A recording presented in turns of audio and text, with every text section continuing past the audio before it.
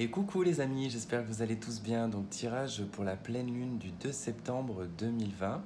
Donc tirage qui sera général pour le collectif. Donc il ne pourra peut-être pas résonner avec tout le monde, mais du moins on va regarder ce que va nous proposer du moins cette pleine lune et comment elle va se présenter à nous. Alors donc cette pleine lune, comme je le disais, elle est donc le 2 septembre 2020 à 7h23 du matin.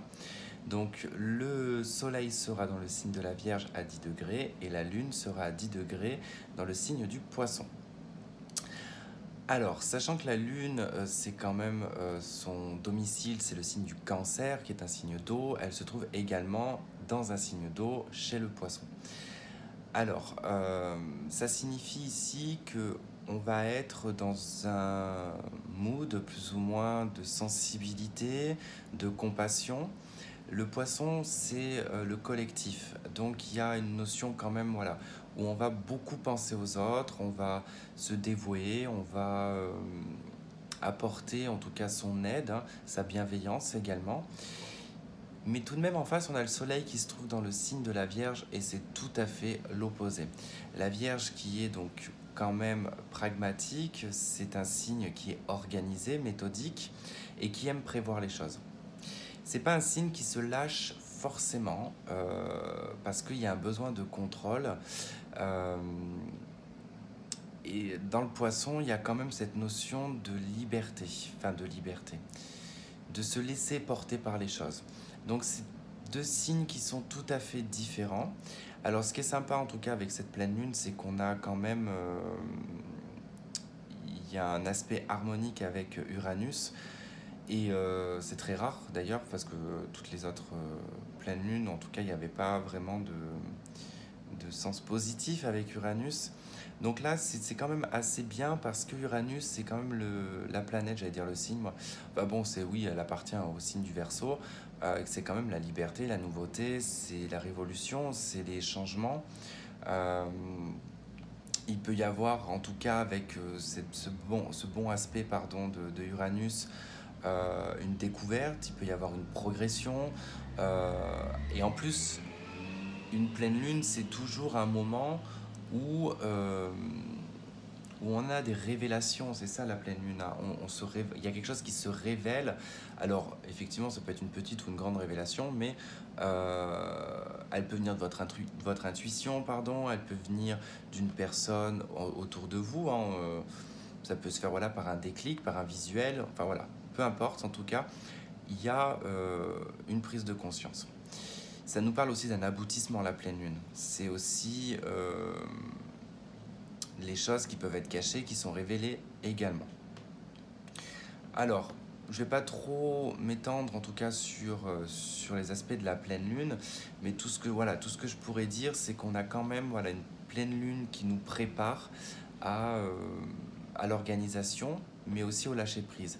Parce que ce qui est intéressant aussi également, c'est que si on arrive à bien allier le côté vierge et le côté poisson, ça veut dire qu'on peut euh, faire les choses par intuition et par ressenti tout en étant organisé, tout en étant les pieds sur terre également, en n'étant pas trop la tête dans les nuages et dans ses pensées, dans ses rêves. Il y a quand même quelque chose qui est réaliste quand même. On prend conscience aussi peut-être pour certaines personnes qui seraient peut-être trop dans l'exagération, par exemple, de l'organisation. Vous pouvez en tout cas lâcher prise, avoir plus envie voilà, de vous dire c'est pas grave. C'est pas fait aujourd'hui, ça sera fait demain.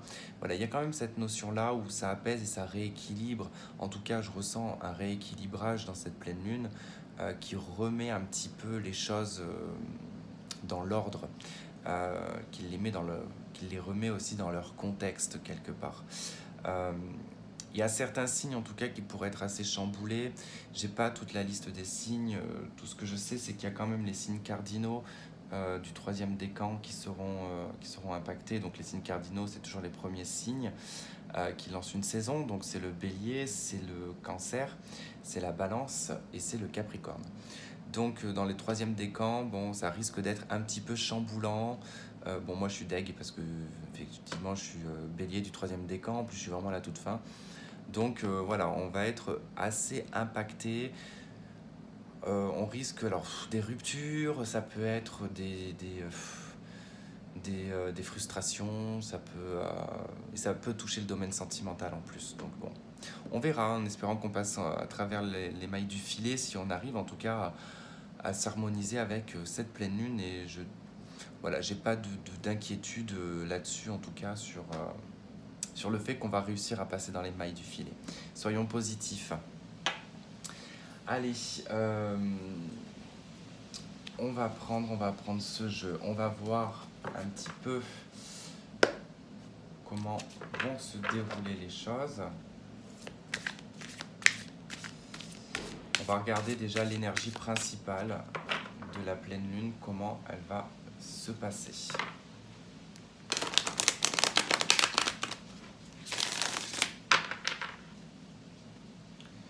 Allez, quelle va être l'énergie de cette pleine lune de septembre 2020 pour le collectif? Et après, on regardera signe par signe. Là, on va juste regarder l'énergie du coup de cette pleine lune. Ok, je la prends quand même.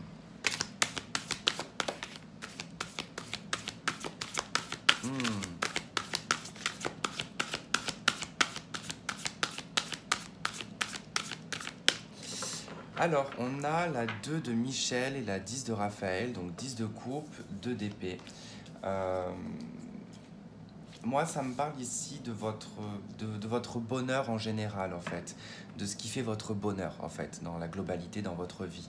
La 2 d'épée nous indique quand même qu'il y a peut-être une indécision où on se sent peut-être bloqué parce que on doit très vite prendre des décisions, peut-être. Il y a une notion peut-être de devoir prendre des décisions.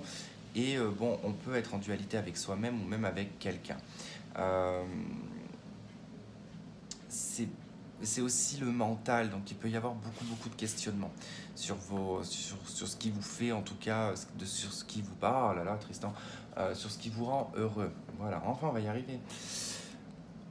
Mais des fois, c'est que j'ai tellement de mots, en fait, qui viennent dans ma tête que ils font, je sais pas, comme je vois toutes ces phrases et toutes ces choses après qui se cumulent et ça fait un bordel dans ma tête, c'est impressionnant. Donc bon, bref.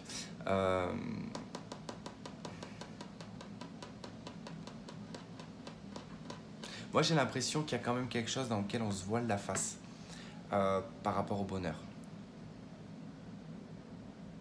Alors, soit vous y croyez plus, je sais pas.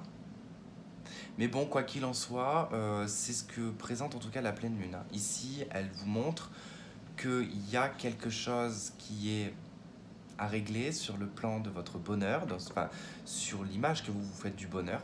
Moi, je pense que c'est plutôt ça, c'est l'image de ce que vous vous faites du bonheur.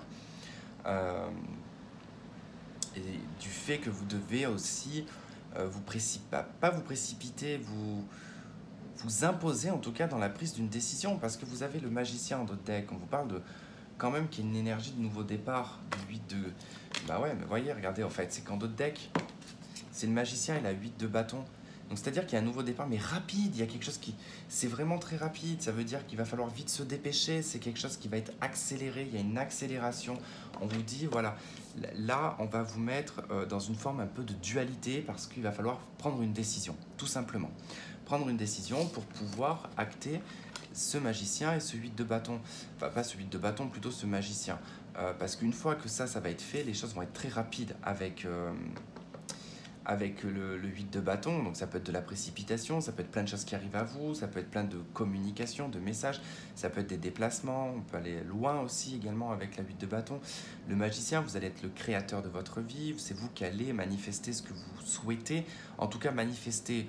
Oui, bon, faut aussi s'en donner les moyens, mais c'est-à-dire que vous allez pouvoir créer votre monde par la parole, par les gestes, par la prestance que vous allez avoir aussi également. Donc il y a une notion de réussir à manipuler un petit peu les énergies qu'il y aura autour de vous. D'accord ?